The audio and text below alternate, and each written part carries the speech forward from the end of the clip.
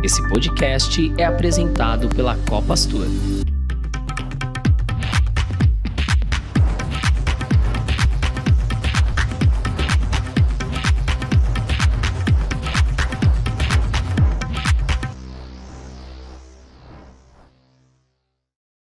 Sejam todos bem-vindos a mais um voo do Saída de Emergência.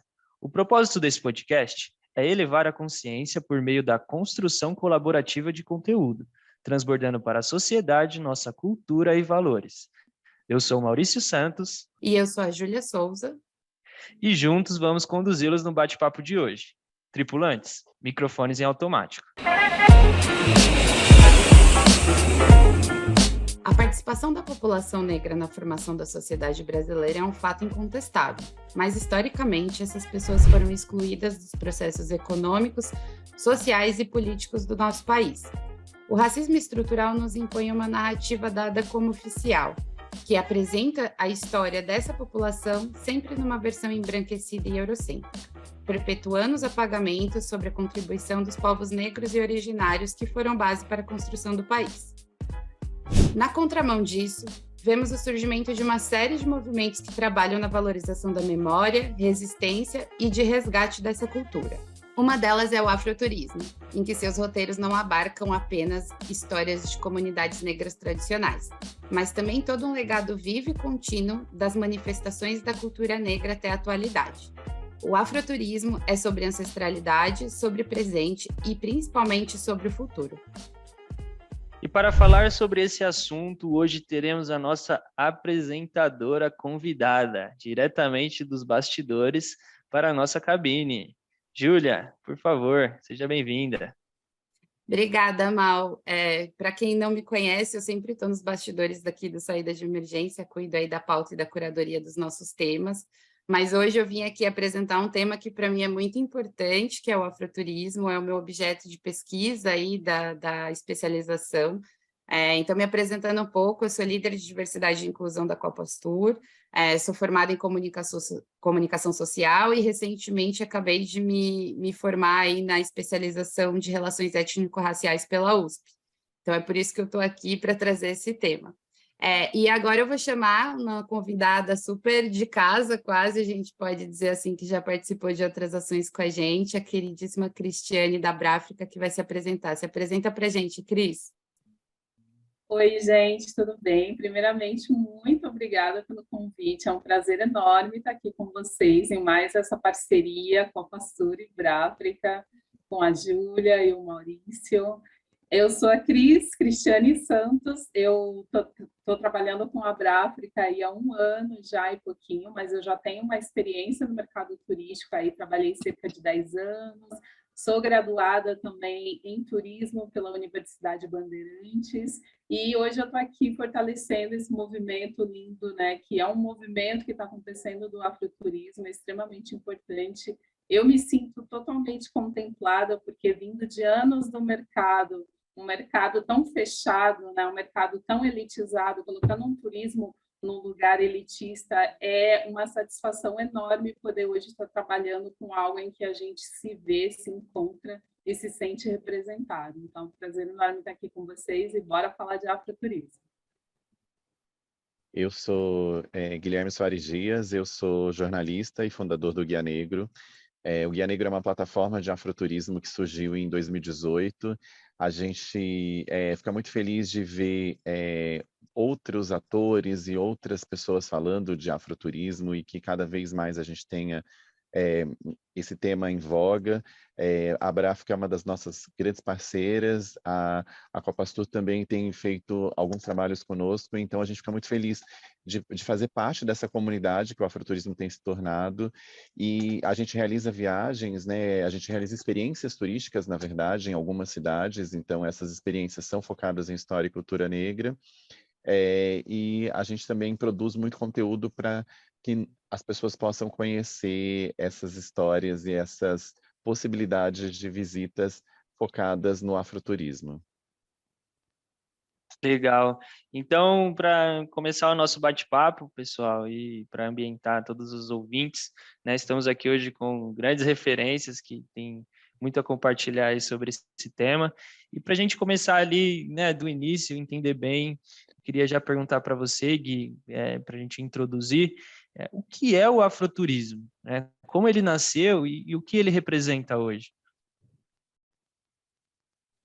O afroturismo é uma vertente do turismo cultural, então ele é essa possibilidade de você conhecer mais dos lugares por meio da cultura e história negra, então seja por meio da gastronomia, visitando um restaurante de uma pessoa negra, seja por meio de museus que contam a história negra, seja por meio do afroempreendedorismo, né, trocando com o afroempreendedor, comprando e incentivando esse black money, né, que é essa circulação do dinheiro na comunidade negra, seja por meio da cultura, né, a gente tem a cultura negra, ela é a base, né, do nosso país, e aí eu estou falando de frevo, de capoeira, de acarajé, de tantas manifestações culturais que a gente tem do samba, né, de tantas manifestações culturais que a gente tem presentes e que tem lugares representativos que podem ser visitados.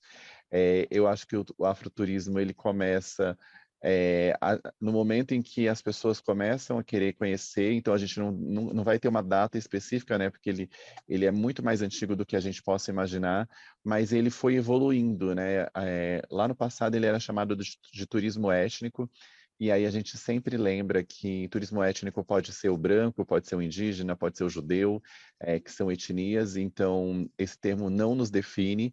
A gente gosta de reforçar o prefixo afro porque a negritude, ela sempre foi apagada, sempre foi escanteada no nosso país, que teve um período de escravização longo, que teve um período que tem um racismo estrutural vigente, presente na sociedade, né? E é interessante porque essa é a definição técnica, e aí eu queria falar de uma definição que eu criei, que eu queria dividir com vocês. Hoje eu tenho definido o afroturismo como afeto, afronta e futuro. Afeto porque todo mundo que faz afroturismo é afetado de alguma forma, e é um turismo que tem afeto porque quando você vai num restaurante de uma pessoa negra, em geral, essa pessoa vai chegar, vai te contar por que ela fez aquela comida, ela vai te contar de onde vem aquela estampa da roupa que você está comprando. É muito diferente de você ir numa grande loja e simplesmente comprar uma camiseta. Você vai ter um contato com esse empreendedor, você vai ter um contato com essa pessoa e você vai poder fazer uma troca. É afronta porque pessoas negras viajando juntas ainda é afrontoso, né? Ainda é algo diferente e as pessoas ainda não sabem lidar com pessoas negras fazendo lazer, tirando férias, e a gente quer afrontar também. E é futuro porque uma vez que você viaja dessa forma, você nunca mais quer viajar como a gente viajava antes, né, das maneiras tradicionais. E aí as pessoas também confundem um pouco o termo afroturismo com afrofuturismo. E eu falo que é para elas confundirem mesmo, porque tem tudo a ver, e eu acredito que no futuro, e esse futuro não é 20 anos, não, eu acho que no futuro breve vai estar todo mundo viajando para experimentar mais, para experienciar mais lugares de cultura e história negra. Bacana, Gui. Eu acho que nessa sua fala você já respondeu um pouco da pergunta que eu ia fazer agora, mas essa pergunta ela vai acabar sendo um pouco para a Cris, um pouco para você. Então eu vou começar pela Cris e aí depois você completa, que é o que é a prática? Qual é a prática, né? A aplicação prática do afroturismo, né? Como que a gente pode dar uma dica para quem está ouvindo a gente se encanta com as falas de vocês e ela pode começar? Como que é que a pessoa comece essa prática, né? Isso que você trouxe de cada um desses passos, desde num restaurante até comprar alguma coisa, mas a prática em si desses roteiros, como que se faz isso? A prática começa quando a gente mexe com o imaginário, né? A partir do momento de apresentar uma proposta, onde você pode fazer uma viagem, um resgate histórico e contar a história daquele lugar através de uma história que não foi contada para a gente, é aí que a gente começa o início dessa fusão, né? De você poder viajar e conhecer ali uma história preta que não nos foi contada.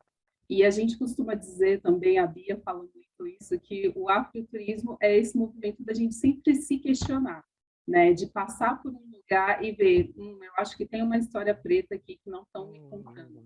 Tem uma história ao qual a gente pode ter um resgate ancestral e ver também nessa história protagonismo preto, né? Porque até então a gente só tem um lado da história que foi contado. Então, acho que essa prática começa de montar esse programa, montar esse imaginário e as pessoas verem de fato na prática ele acontecendo através da contação dessas histórias, né? Porque a história negra também é muito de oralidade. Então, por exemplo, você chegar num terreiro, visitar um terreiro e saber a história daquele terreiro através da oralidade de uma EQED que está presente lá, que está te recebendo, toda a transformação que você vai ter ao visitar aquele lugar, né? Então, eu acho que é bem nesse caminho de entender essa proposta de resgate e praticá-la de uma forma de conhecer esses saberes e visitar a história. É isso, a gente fala no Guia Negro que são as histórias que a história não conta, né?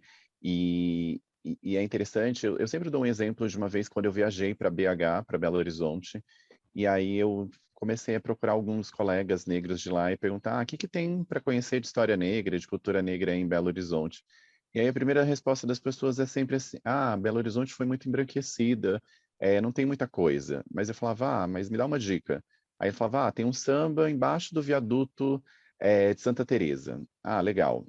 Aí o outro falava, não tem muita coisa, mas tem uma estátua de Iemanjá na Lagoa da Pampulha.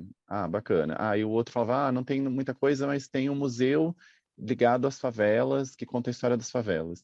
E aí, no fim, eu reuni tantas informações nessa busca que eu fiquei 3 dias em BH e eu não consegui fazer tudo o que tinham me indicado. Só que essas dicas todas não estavam sistematizadas num guia, não estavam sistematizadas, enfim, em algum lugar, nem eram as dicas que quando eu ia buscar os influenciadores de viagem que falavam sobre BH, elas estavam lá, ou das revistas de turismo, também não era isso que eles estavam me indicando. E aí eu falo que no afroturismo a gente tem algumas fontes de conteúdo, né? A Bráfica produz bastante conteúdo, a Sou Mais Carioca produz, a Rotas Afro, nós do Guia Negro, todas as empresas de afroturismo acabam produzindo esses conteúdos, mas fora isso, a gente não tem muito isso sistematizado na internet. Então eu falo que a gente precisa ser o nosso próprio algoritmo e buscar para além do que a gente está vendo, né? Eu dei o exemplo de BH porque Minas é um lugar muito preto, eu não sei se as pessoas têm consciência disso, mas apesar disso não ser o que é vendido, né, pelo Estado, e todas as cidades têm uma história negra que dá para conhecer, que dá para buscar, e essas entidades, né, do movimento negro, escolas de samba, lugares ligados à cultura negra são sempre boas fontes também de saber o que está acontecendo e o que a gente pode conhecer nessas cidades.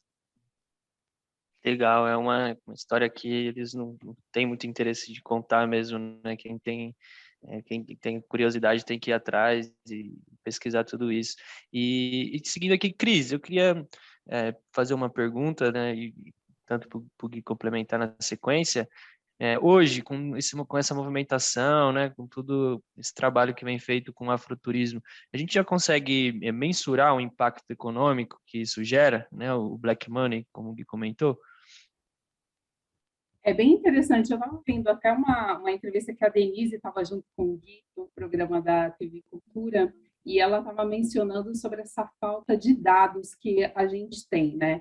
Na prática, aí a gente tem essa falta de dados, mas eu acho que quando a gente vê um movimento acontecendo, por exemplo, durante as viagens, onde as pessoas podem... A gente se preocupa muito na Bráfica com a curadoria, né, que eu e a Bia fazemos na questão dos roteiros, das visitações a esses lugares, a esses empreendimentos pretos, para que justamente, né, essa economia ela seja gerada. Então, na prática, tem impactado positivamente, mas a gente ainda não consegue enxergar em números, né? Essa falta de pesquisa, acho que é até um ponto também para ser incluído, o quanto a gente ainda perece em questão de falta de pesquisa de viajantes negros e de pessoas que estão movimentando essa economia preta, né? Porque a gente aí tem uma população preta, em maioria no Brasil, que movimenta cerca de 1,7 trilhões de reais por ano, mas a gente precisa entender aonde no turismo que isso se aplica, né? Sendo que as pessoas ainda não se veem nesse lugar de viajar.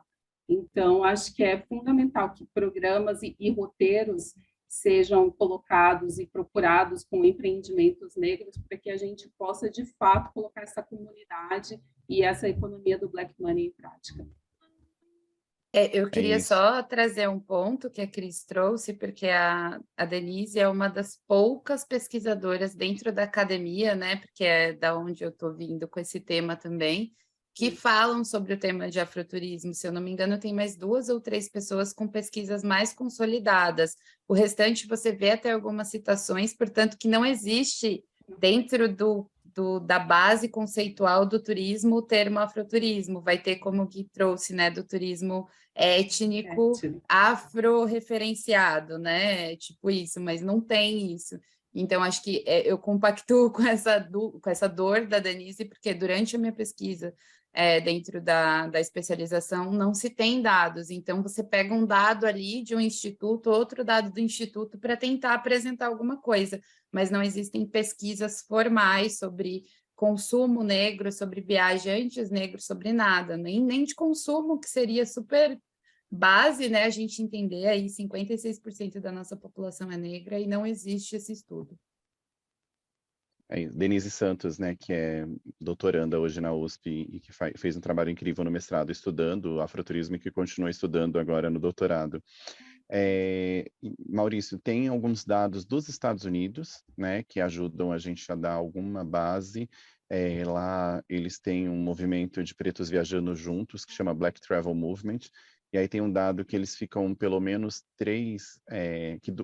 durante um ano eles gastam pelo menos 3 noites, fazem pelo menos 3 viagens, nas quais eles ficam 3 noites nos lugares a lazer, e que em cada viagem dessas eles gastam em média $600 por dia. Então esse é um dado norte-americano.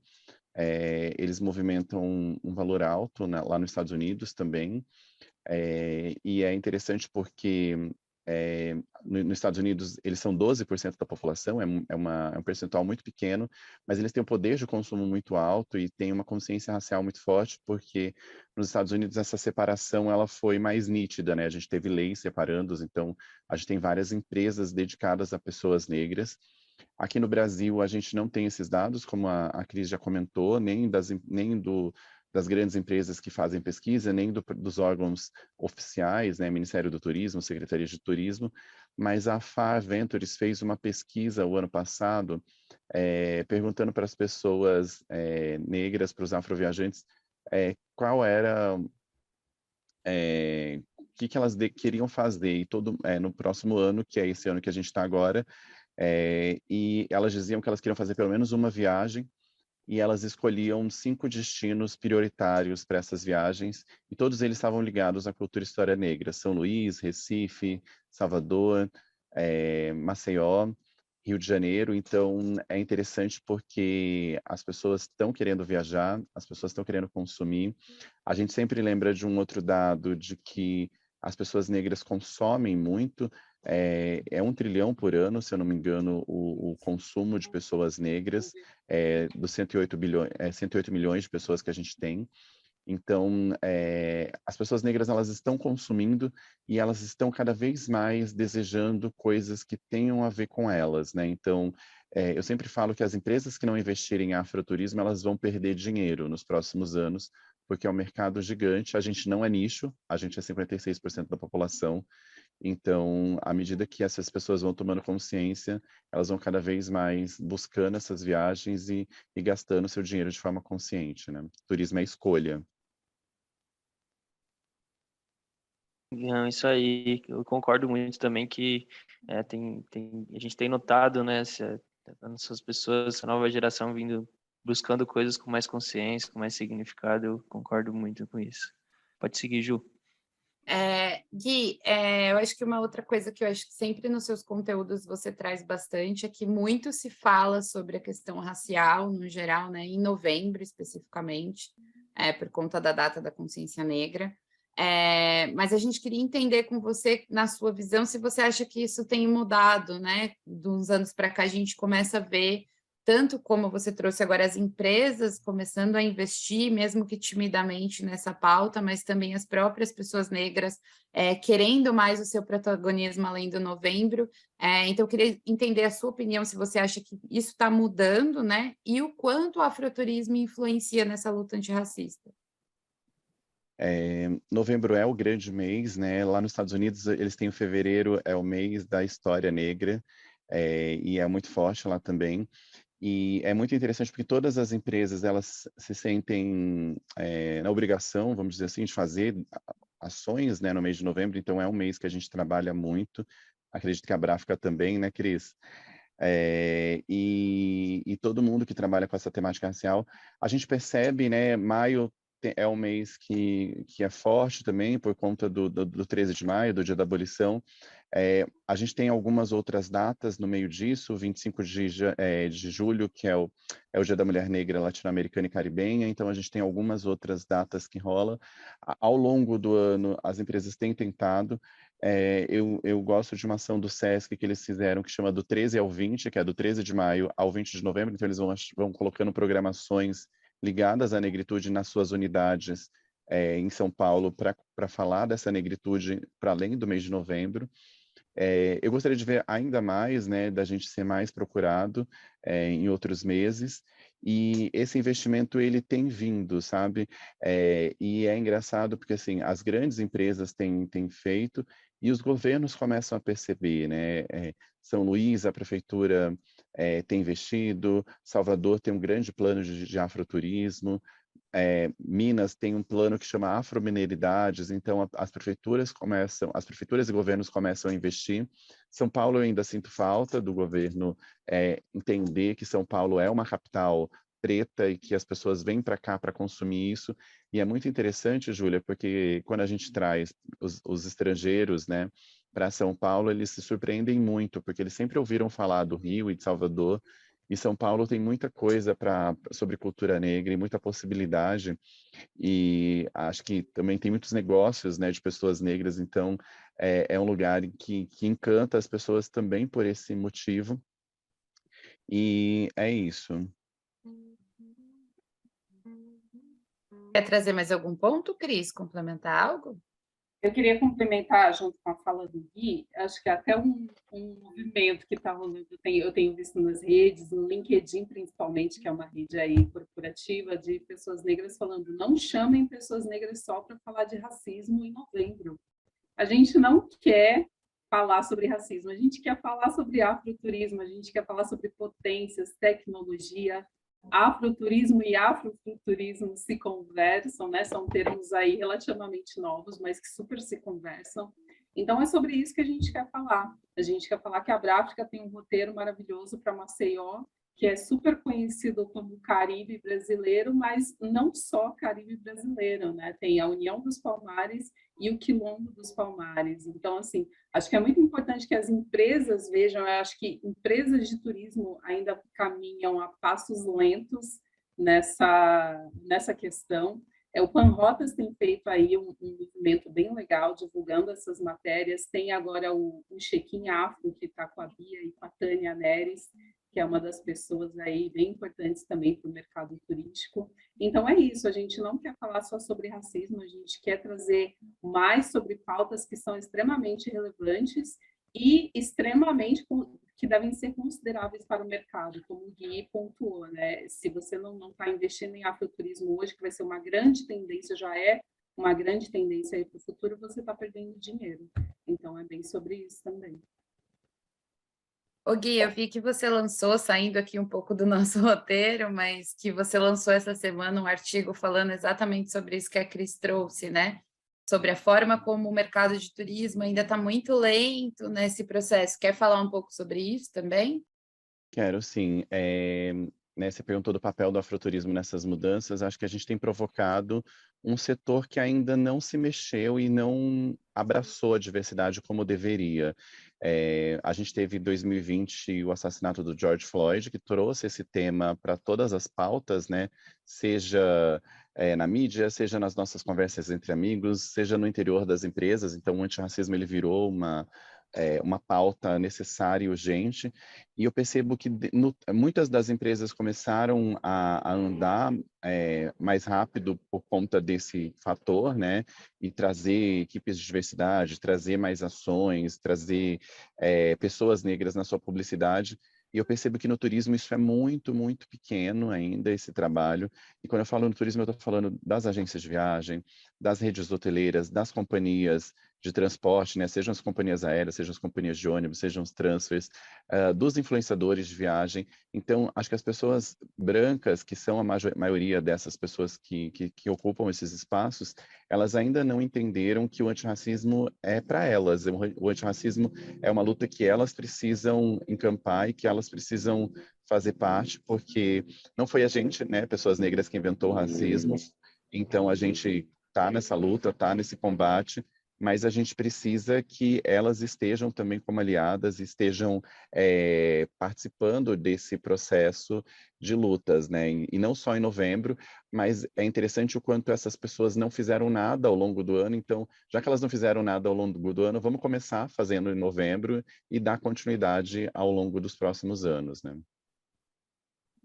Sim, exatamente. E muito em cima desse pensamento, Gui, eu penso assim, como que você acredita que a gente pode encontrar o caminho ou uma forma, né, de gerar esse despertar realmente, tanto nas pessoas que ainda não se descobriram como pretas ainda, né, que ainda não se reconhecem, e tanto como pessoas brancas também. Como que pode ser uma forma da gente engajar elas e também conseguir, né, explicar, como você disse, que o antirracismo é uma luta de nós todos. Eu queria que não fosse só pela dor, sabe, Maurício? Porque, em geral, as pessoas só se conscientizam pela dor, né? Então, o assassinato do George Floyd é um exemplo. Quando acontece um caso gigante de racismo dentro de um hotel ou dentro de alguma organização, é um outro exemplo.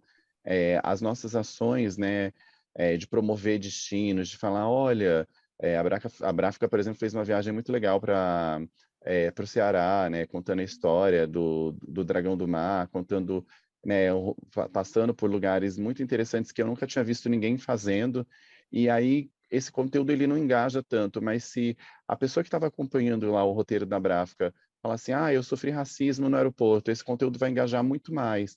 Então, acho que a gente ainda precisa entender que essa promoção ela é importante, e que a gente pode fazer isso no dia a dia, como prática mesmo, né? Olhar que conteúdo que eu estou produzindo, né? Será que tem pessoas negras na minha foto? Será que nessa dicas de livros de viagem tem alguém negro entre essas pessoas que eu estou indicando?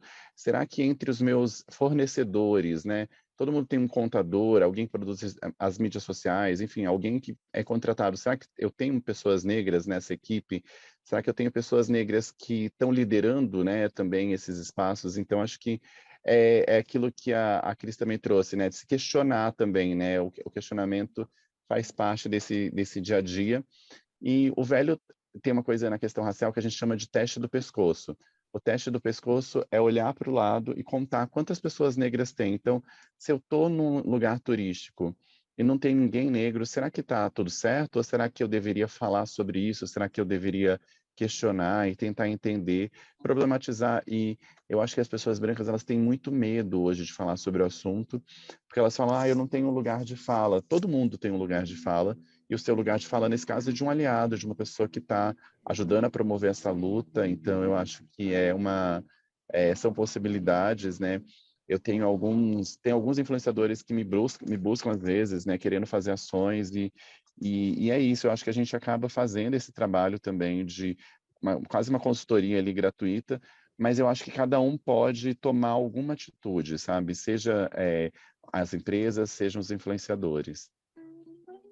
E eu acho que isso que você traz, Gui, é muito importante, até pensar que para as empresas é estratégico ter pessoas negras em lugares de poder, vamos dizer assim, por uma simples forma de evitar risco, né? Porque quantas campanhas publicitárias, quantas ações a gente vê que eu sempre penso, eu falo, cara, será que não tinha ninguém naquela equipe gigante que cuida de um processo de... Eu sou da área de comunicação, então trabalhei em agência, aí eu fico pensando, será que não tinha ninguém para falar, isso aí não é legal, é melhor a gente não fazer? Sempre me pergunto isso. Então, acho que também tem esse ponto de vista de ser estratégico para o negócio, de ter não só uma, mas ter mais pessoas, ter diversidade para que você garanta que o seu produto e a sua comunicação vai chegar em todo mundo de uma forma bacana e legal, né? Eu acho que é um ponto bacana. Cris, você quer trazer o ponto do trabalho da Bráfrica, que eu acho que a Bráfrica tem um trabalho legal nesse sentido, né? De trabalhar, sim, com pessoas pretas, mas trazer as pessoas brancas como aliadas nas viagens e nos roteiros. Conta pra gente um pouquinho. Sim, com certeza, Júlia. E até um comentário a mais aqui que eu vou fazer. Na Bráfrica, quando as pessoas brancas entram em contato com a gente a gente sente um receio delas, olha, mas eu posso fazer esse roteiro, eu posso ir. E também já tivemos clientes nossas negras que falam, olha, eu posso levar minha amiga, mas ela não é negra. Eu falo, gente, pode e deve. É muito importante que vocês estejam aqui. Venham sim. Pessoas brancas são super bem-vindas. Eu acho que assim, os nossos roteiros são para todos, todas e todes que queiram entrar também com a gente na luta antirracista, né? Então, seja antirracista na prática, porque hoje em dia a gente vê muito movimento de ser antirracista só na rede social, mas não, vamos colocar em prática sim. Conheçam os nossos roteiros e venham viajar com a gente. Eu acho que é muito importante a gente sempre colocar isso na Bráfrica sobre essa ampliação, né, de trazer todos para poder viajar com a gente nos nossos roteiros, que é um roteiro que vai trazer esse protagonismo negro, mas ao mesmo tempo é para todo mundo, né, que todos conheçam as histórias. E além de conhecer histórias e se conectar ancestralmente, a gente tem uma hashtag também que chama Gente Preta Curtindo a Vida. Então, não é só para conhecer história, é para conhecer história, mas também para curtir, para aproveitar. E eu acho que isso faz todo sentido. Então, é para todos, sim. Acho que é muito importante que as pessoas se conectem e procurem a gente também com esse sentido, de não só entender que é uma luta só de pessoas pretas, não, tem que ser uma luta de todos, né? A gente está discutindo aqui sobre ser antirracista, então isso tem que ser colocado na prática, com certeza. Seguindo um pouquinho que você explicou um pouco sobre as viagens, eu queria que você, Cris, e você, Guilherme, explicasse um pouquinho a diferença de atuação das duas empresas, né? Que eu acho que é diferente. E tem várias outras, eu vejo que tem espaço para muitos negócios diferentes dentro do afroturismo, né? Desde o profissional que trabalha dentro de um hotel ou de uma empresa, mas para empresas que estão afroempreendedores como vocês. Então, eu queria que vocês contassem um pouquinho. A Cris já explicou um pouco, mas acho que explicar um pouquinho mais sobre como que é o trabalho da Bráfrica especificamente, e o Gui trazer um pouquinho o trabalho do Guia Negro também. Bom, a Bráfrica, a gente tem pacotes e roteiros de afroturismo, e a nossa principal conexão além da gente fazer a curadoria dos nossos pacotes, a gente sempre priorizar que os nossos fornecedores locais sejam empresas pretas, né? Então, a gente tem uma parceria aí maravilhosa já com o Guia Negro. Lá em Salvador, a gente tem a Afro Tours, Canizete, que é excelente. Então, em Maceió, a gente tem o senhor Elcias, que é do movimento negro e é o nosso guia oficial lá na caminhada em Maceió. Então, a gente sempre prioriza trabalhar diretamente com parceiros de empresas pretas, e também nos nossos roteiros a gente sempre se preocupa em levar os nossos passageiros, os nossos clientes a estabelecimentos negros, né? Como, por exemplo, a viagem de Maceió que nós temos, além da visita no Quilombo dos Palmares, a gente leva as pessoas também para o festival, que é Subindo a Serra, que é um festival de afroempreendedorismo que acontece lá em Maceió.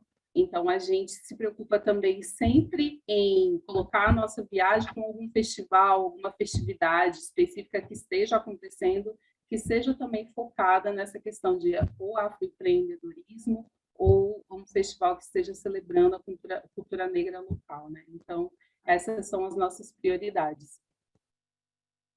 Nós do Guia Negro, a gente não é uma agência de viagens que vende pacotes, como a Bráfrica faz. A gente organiza roteiros, né? Então, são caminhadas. Hoje a gente está em 8 cidades, contando a história negra, são walking tours, né? E são experiências mesmo, então são possibilidades. Então, depois que a pessoa comprou uma passagem, comprou um pacote com a Bráfrica, ela vai chegar nesse destino e ela vai fazer um roteiro do Guia Negro por lá. E a gente gosta muito de contar a história, então esse é o nosso papel dentro do afroturismo, é de levar as pessoas para experimentar, para experienciar. E além de fazer esse papel de realizar as experiências turísticas em si, a gente produz muito conteúdo, né? Então, seja no Instagram, seja no site. Então, o Guia Negro, ele tem um site que é o guianegro.com.br, que se pretende ser uma referência para afroturismo, não só para pesquisar, né? Quero ir para Maceió, o que que eu vou conhecer? Como também para estudantes, para pesquisadores. A gente tem um podcast, a gente tem um programa no YouTube, o podcast chama Afroturismo, um programa no YouTube chamado Guia Negro Viagem. Então, a gente vai ocupando todos os espaços que a gente pode para levar esses conteúdos. Eu tenho uma coluna na Folha também, chamada Guia Negro. Então, a gente vai tentando falar sobre esse tema e fazer com que ele seja cada vez mais difundido. E além da Bráfica e do Guia Negro, a gente tem uma série de outras empresas, né? Eu já citei algumas aqui, e aí eu vou falar de algumas outras. A gente tem da Coral Caso, que é lá de São Luís, a gente tem a Caminhada Olinda Negra, que é lá de Olinda, a gente tem Olinha Preta, que é de Curitiba, então a gente tem outras empresas que foram surgindo nesses últimos 5 anos e que têm cada vez mais ganhado corpo. A pandemia nos pegou todos nós, né, em cheio, né? O turismo foi uma das áreas mais afetadas. Todas as nossas empresas são pequenas, a maior parte delas não tem grandes investimentos, grandes investidores, então são empresas que estão em crescimento. Com a pandemia, todos nós tivemos que dar alguns passos atrás, mas a nossa sorte é que, quando eu olho para o cenário do afroturismo, eu percebo que todas conseguiram, de alguma forma, sobreviver e tem hoje já aumentado o seu cenário, tem aumentado a sua atuação, e é muito bonito ver esse movimento cada vez maior, né? O Gui, um ponto que eu acho muito bonito, assim, do trabalho de todos vocês, que nem você citou várias empresas, a Cris também, que vocês trabalham muito em conjunto, né? Acaba que não é, tipo, não somos concorrentes, trabalhamos em equipe, né? Eu acho muito bacana isso, porque sempre está um trazendo a referência do outro, não tem essa de competitividade, né? E é isso, assim, eu acho que a gente viveu muito tempo, Júlia, sendo negro único nos espaços, né? E agora a gente está vivendo, essa expansão é tão grande que eu sempre falo isso, assim, do tipo, que bom que tem uma outra empresa, né, atuando na mesma área. Eu acho que ter um concorrente também, ele te ajuda a nivelar para o alto o mercado, a ter uma possibilidade de parceria também, né? Eu sempre dou um exemplo, não sei se posso citar nomes de outras empresas aqui, mas, por exemplo, quando um avião da Latam dá problema, eles colocam esses passageiros num voo da Gol. E está tudo certo, sabe? Elas são duas empresas concorrentes, elas disputam muitas vezes o mesmo mercado, mas tem espaço para as duas. E isso acontece no afroturismo também, né? Tem espaço para o Guia Negro atuar em São Paulo, tem espaço para outra empresa, tem espaço para e que mais outras cheguem, né? É claro que a gente sempre fala que a gente quer ver o afroturismo gerenciado e liderado por pessoas negras. Então, quando a gente fala, né, desse mercado que atua em conjunto, a gente também está sempre se autoprotegendo no sentido de que quando a gente vê alguém branco tentando entrar no afroturismo, a gente fala, ei, esse espaço é nosso, vocês devem vir conhecer o afroturismo com a gente, mas na hora de gerenciar o afroturismo, na hora de quem tem que ganhar dinheiro com o afroturismo, são as pessoas negras, né? Exatamente.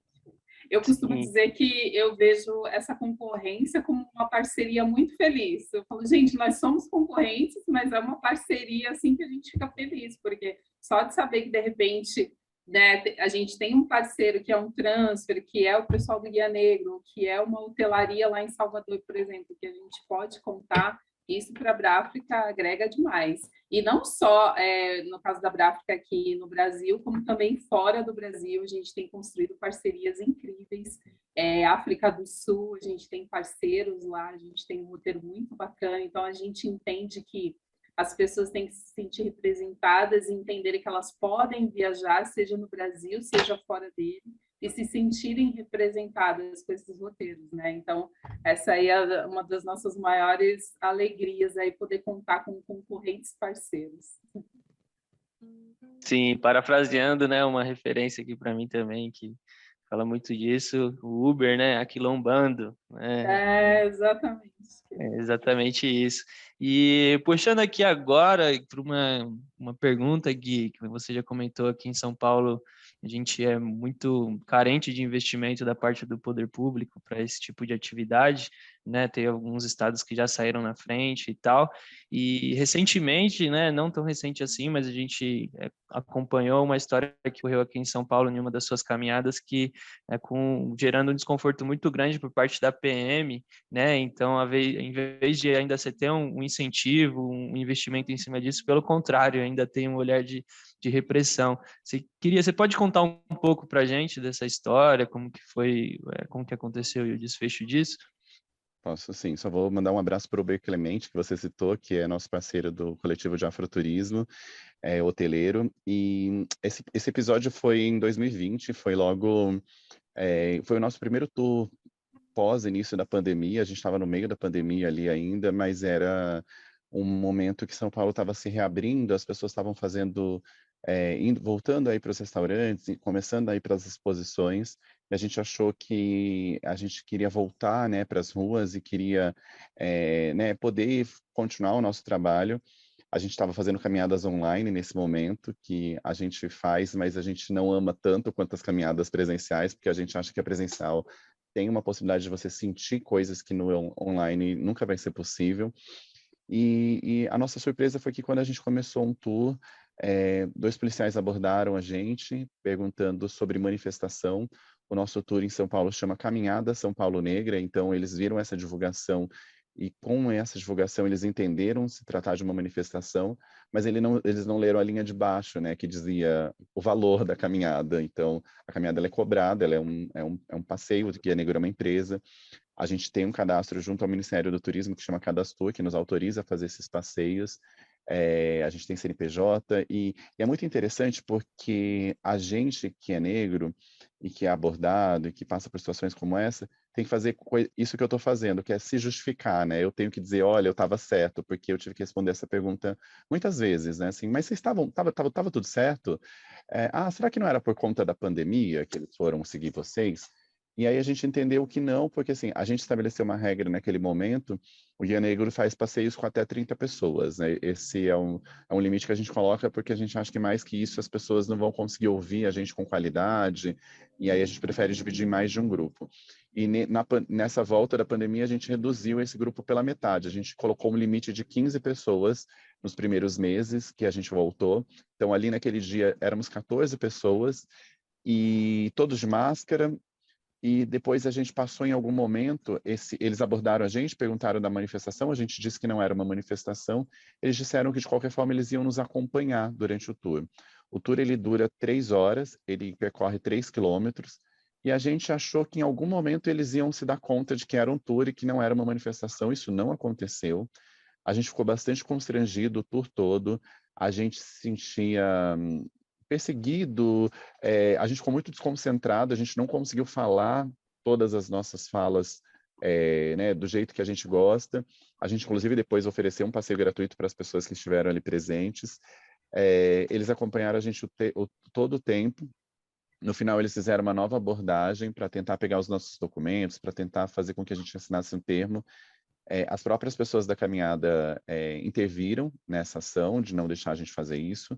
A gente não precisou. E aí, na sequência, a gente brinca que eles mexeram com as pessoas erradas, porque a gente sabe quais são os nossos direitos e sabe que o Estado não pode nos constranger e nos perseguir dessa forma. Então, a gente fez uma denúncia na Delegacia de Crimes Raciais, a gente entrou com um processo contra o Estado, e esse processo, ele pede uma indenização coletiva, né?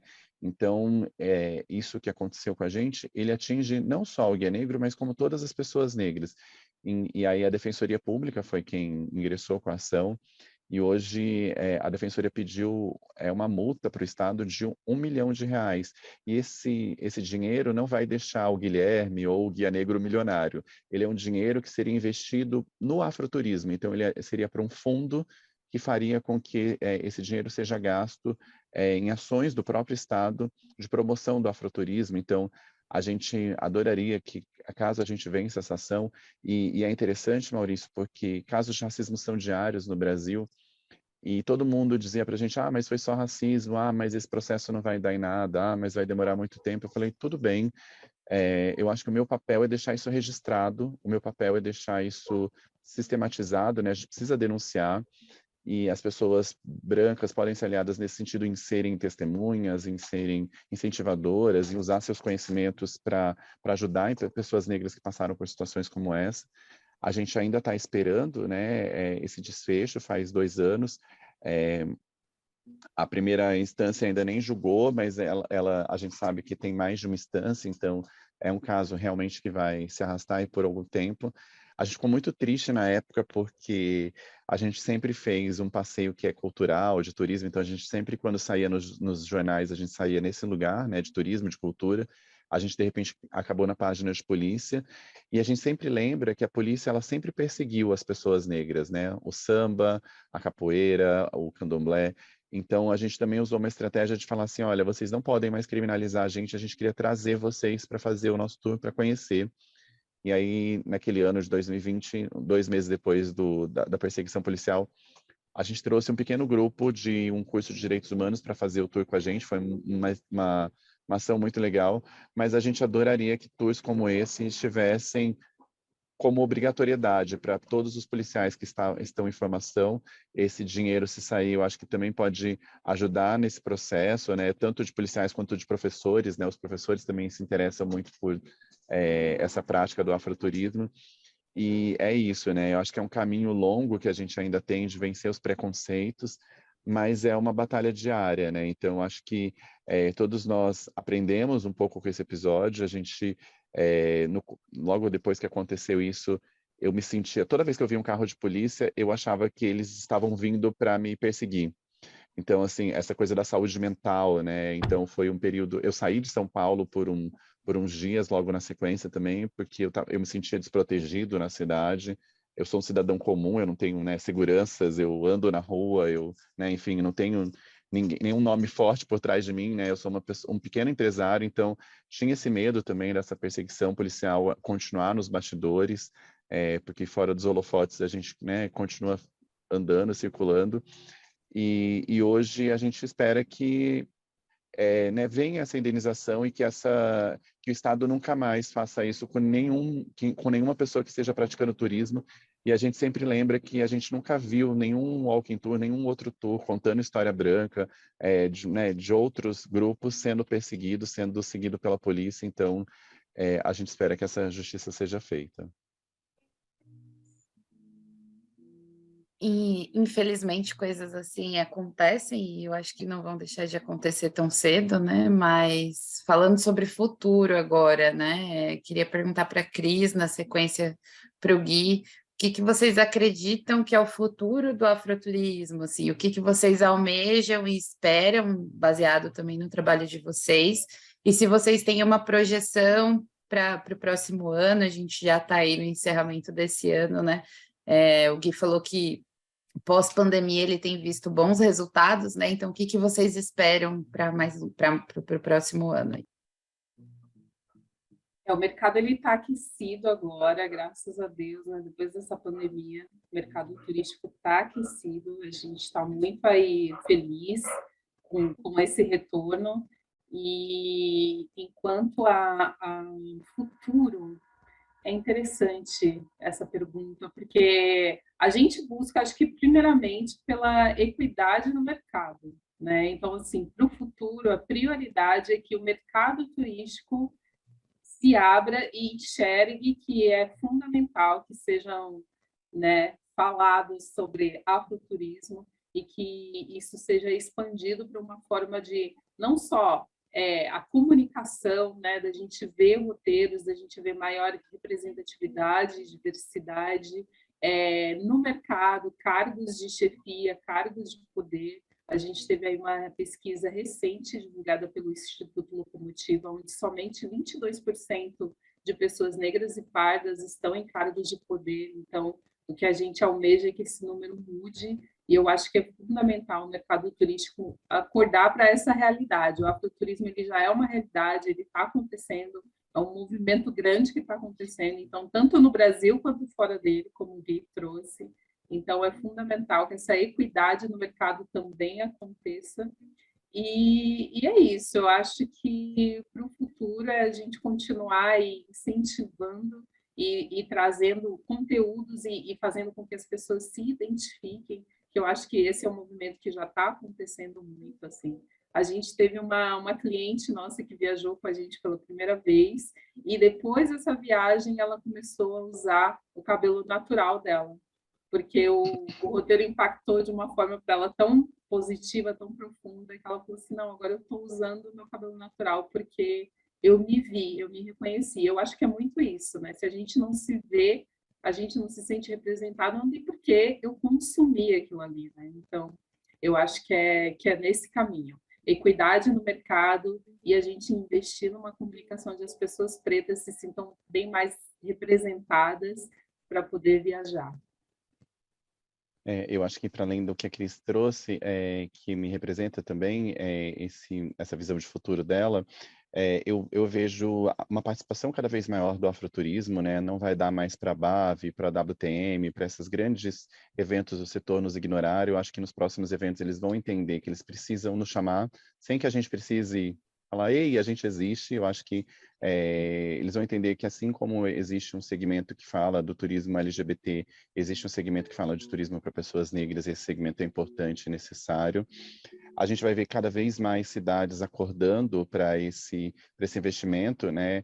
Então, a gente falou dessa falta de São Paulo ainda investir. Eu acho que o Rio de Janeiro poderia olhar mais, e é uma cidade preta, e os governos, tanto municipal quanto estadual do Rio, eu acho que em breve vão acordar para vender o Rio como esse destino preto que ele é. E eu estou citando o Rio como exemplo, mas eu acho que outros destinos vão vir também, né, se vendendo como destinos negros. A gente do Guia Negro quer continuar essa ampliação. Esse ano a gente chegou em 2 cidades, que é Belo Horizonte, Brasília e João Pessoa. Belo Horizonte está aqui no desejo, tá? A gente está com uma parceria lá, então o ano que vem a gente espera realmente, de fato, concretizar Belo Horizonte e ir para a região norte. Eu acho que a região norte é sempre muito deixada de lado, né? Uma região mais distante aqui do Sudeste, é uma região que tem algumas peculiaridades, então a gente acaba olhando pouco e sabendo pouco, então a gente quer muito estar na região norte de alguma forma, e isso vai acontecer em 2023, está mais no campo do desejo por enquanto do que de concretude.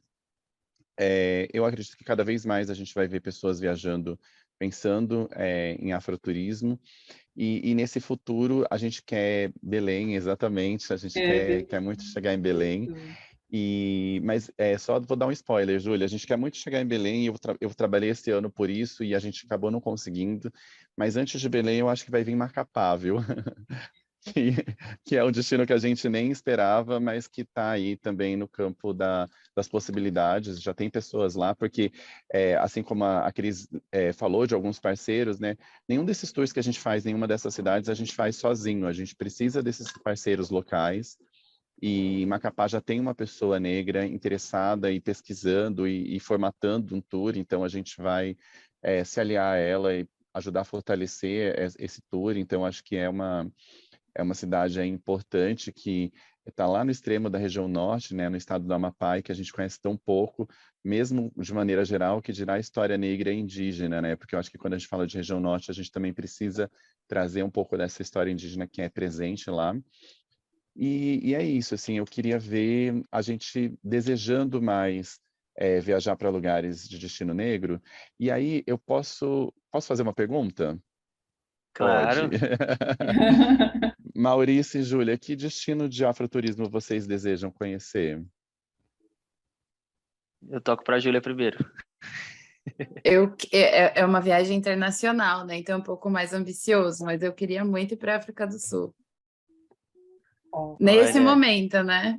Mas está um pouco longe, aí é um pouco mais distante. Alô, Bráfica.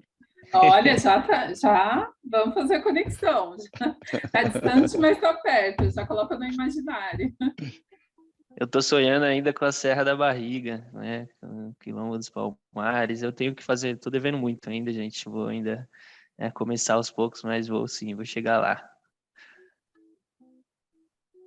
Nosso pacote. Bráfica também, aí, ó. Bráfica e Guia Negro também, tem essa ó. parceria aí. Novembro de 2023. 2023, Maurício com a gente. Opa! Serra da Barriga. Vou E me preparar provavelmente você então. vai ser anfitriã, né, Eu vou Cris? ser exatamente, provavelmente. Chegou a sua Já. vez. Tá chegando, né? Meu momento chegou de me emocionar junto com todo mundo também. Não, muito legal. Gente, e agora encaixando uma aqui também, né? Puxando um pouco mais para minha bolha aqui, né? A Cris visitou a gente lá, eu moro na periferia, extremo leste de Guaianazes, Itaquera, e faço projeto social lá, trabalho com a criançada, né, da quebrada, e vejo muito uma geração, cara, que tá vindo forte aí, que tá vindo empoderada, né? Crianças que já estão vindo com uma consciência maior. E eu gosto muito, assim, de falar com ele sobre isso, sobre a gente ter o direito, sim, de ter um lazer, da gente sair, a gente que mora na quebrada, às vezes se vê muito fechado naquela bolha ali e acaba imaginando que o mundo é aquilo, né? E eu queria pedir aqui para vocês uma recomendação. O Gui comentou muito da importância de trazer os professores para dentro disso, que eles são uma forma da gente trazer as crianças também. Mas se existe uma forma, né, uma forma, eu digo, um pacote, enfim, alguma coisa pensada para a gente trazer as crianças também para dentro disso, né, para a gente já colocar isso, né, na consciência delas ali, uma sementinha desde pequeno, né, com esse pensamento e com esse empoderamento através do afroturismo. Quer que eu De fale? cada Vou falar. vez. Ótimo. No Guia Negro, a gente tem feito alguns tours para crianças e para escolas, então a gente tem organizado esses passeios, e é muito legal porque fazer parte das aulas, né, algumas escolas têm comissões antirracistas e têm tentado colocar como obrigatório isso no currículo, além do centro de São Paulo, onde a gente já faz os nossos tours da Caminhada São Paulo Negra. A gente tem feito muitas visitas guiadas e monitoradas no Museu Afro Brasil. O Museu Afro Brasil tem alguns educadores que fazem isso, mas é muito difícil de conseguir uma agenda com o próprio museu, então a gente do Guia Negro tem suprido. O Museu Afro Brasil fica no Parque Ibirapuera, aqui em São Paulo, e é o melhor e maior museu sobre a diáspora africana do mundo. Então, é um lugar que é uma aula a céu aberto, né? Não é a céu aberto porque é fechado, mas enfim, é uma aula ali exposta, e ela é uma possibilidade de conhecer. E quando a gente vai sozinho no museu, a gente não consegue, né, aprender tudo que ele pode, né, que ele pode oferecer, nem fazendo o tour com o Guia Negro, porque o museu é tão grande que o nosso tour dura 2, 3 horas e a gente não vai conseguir passar por todas as histórias, mas a gente consegue sistematizar um pouco dessas histórias e trazer esse universo tanto para crianças quanto para adolescentes. E a gente tem tido nos nossos tours, as crianças até 12 anos não pagam, né, nos tours abertos, então é uma possibilidade aí também para os pais, né, trazerem. A gente recebe desde pessoa com carrinho de bebê, e por incrível que pareça, o centro de São Paulo ele é minimamente acessível, com rampas, tem alguns buracos no caminho, mas dá para fazer, até, enfim, crianças de várias idades, e elas ficam sempre muito interessadas, muito emocionadas, né, com essas histórias, e a gente fica muito feliz de receber, né, tantas crianças. E a gente quer, a gente quando pensou nos nossos roteiros, a gente não pensou em aula, né, que o nosso roteiro poderia servir como aula, mas a gente fica muito feliz quando a gente vê as escolas junto com a gente. Eu ia justamente falar do museu. A gente fez treinamento lá, eu já visitei o Museu Afro 3 vezes, então eu acho que, assim, além de aula, tem toda essa atmosfera da gente sentir realmente, né, vivenciar essas histórias. Então, é o que a gente sempre recomenda também para uma questão de educação e reeducação, né? Não só de crianças e adolescentes, como de professores. Acho que é fundamental a gente começar a conhecer a história. Acho que o Museu Afro é uma grande referência. Há uns anos atrás, teve perigo de fechar o museu, inclusive por falta de visitação. Olha que loucura. Então, eu acho que mais que nunca a gente tem que recomendar o Museu Afro, sim, para que as pessoas conheçam mais sobre as histórias negras. O Maurício toca num ponto que eu acho que é uma questão muito latente, né? Eu também sou da periferia de São Paulo, do extremo leste, do Itaim Paulista, e quando a gente é criança, não é vendido para a gente que viagem pode ser um sonho realizável, né? Então, acho que isso é muito legal, a gente trazer que essa realidade ela pode existir, lógico, não é barato, é uma coisa que você tem que ali planejar 2, 3 anos para fazer uma viagem, mas eu acho que tem que ser vendido esse sonho para as pessoas, né? Eu vejo muitos adultos que não viajam porque acham que aquilo não faz parte da vida delas, da realidade delas, né? Então, acho isso uma coisa muito, muito maluca. Indo para o encerramento aqui, a gente já está quase acabando, finalizando o nosso papo, né? Eu queria convidar você, Cris e Guilherme, para deixarem uma mensagem para as pessoas que estão ouvindo a gente, né? A gente tem um público muito misto, desde pessoas CPFs até pessoas que representam CNPJs, então eu acho que eu queria que vocês trouxessem uma mensagem também para as empresas que ouvirem a gente e trazer referências para esses ouvintes, como que eles podem fazer parte desse movimento, né? Um convite quase a fazerem parte desse movimento junto com vocês. Bom, afroturismo é potência, é movimento, e como eu citei aqui, né, eu convido a todo mundo a se questionar, a visitar lugares e a se perguntar, será que tem uma história preta aqui que não estão me contando? Porque o Brasil foi o último país, né, a abolir a escravidão, então eu acho que há muitas histórias que não foram contadas e elas precisam ser contadas.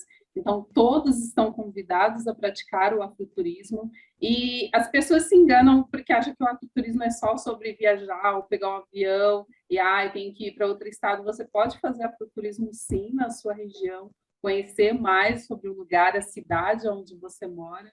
Então, eu convido todo mundo a se questionar e a praticar o afroturismo dessa forma, começar conhecendo o lugar onde você mora, a cidade, e aí começar, de repente, a viajar para um outro lugar, e também com esse propósito de reconexão ancestral, mas também de conhecimento histórico, que eu acho que é fundamental. Então, é isso. Vem com a gente, vem fazer parte desse movimento lindo que é o afroturismo.